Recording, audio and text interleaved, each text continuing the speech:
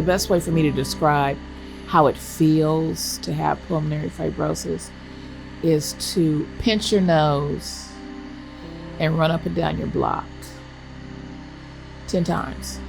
Now, because you get short of breath, that doesn't mean unpinch your nose. No, you have to keep that there and try functioning off of only a portion of what your body needs in order to function.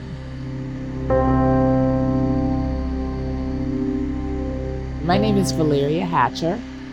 I'm from Los Angeles, California, born and bred. I have pulmonary fibrosis. I was diagnosed in 2009, and I probably had it much longer than that.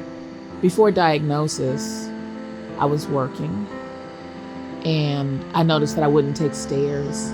I lived upstairs in an apartment, so I'd have my boys bring the groceries in or whatever. But, I could jump in my car and go do whatever I wanted to do. Pulmonary fibrosis is not something that you hear every day.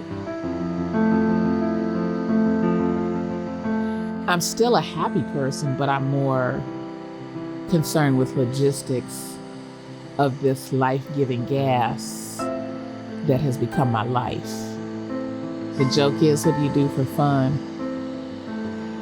Make doctor's appointments and keep the appointments.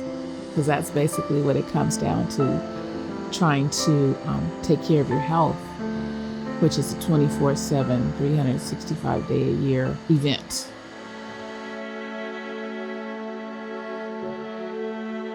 I have oxygen delivered pretty much weekly. What they bring and how much they bring will be dependent on what I order, depending on my empties that I have. And so when I go out on an errand, I'm probably good for a couple of tanks here and there, but it just depends on where I'm going, what I'm doing. And wherever I do go, I try to call ahead in advance to make sure there's no surprises. Like, are there any stairs? Is there an elevator? But it takes a process to, get the tanks and get off of the concentrator and go out to the car, and I'll put my tanks and my cart in the trunk, and then I get this little tank, and that takes me from the trunk to the front door of the car, and then that's when I get in. If I leave the house, when I come back home, I don't feel like doing anything that requires mental capacity. There's a big mental component that affects different people, different times, different ways. It's real. The struggle is real. You're trying to do the best that you can within your understanding, which is why it's good to go to support group meetings, because somebody has probably been down that road before you, but you just don't know it. Over the years, I've gotten myself into about 4 different support groups. They're lifesavers, I think. And that's why I try to encourage everybody to go to a support group, because you just don't know what you might learn something. You might learn a new trick.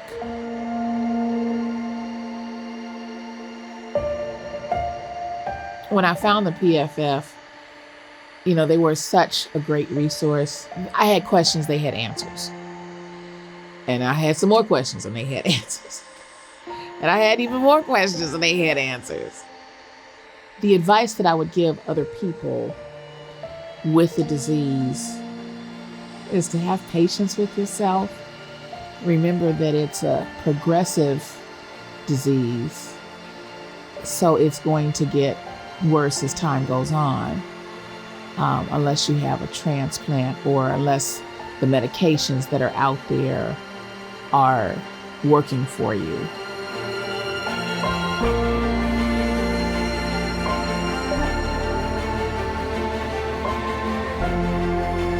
I'm hoping that in my near future, I can have a lung transplant. I'm on the road. I've been chasing it for a while. I just want my life back. That's primarily the thing. Because if I get my life back, then it opens me up to do things that I want to do. Just to be able to breathe a deep breath without oxygen. Just, makes me so happy.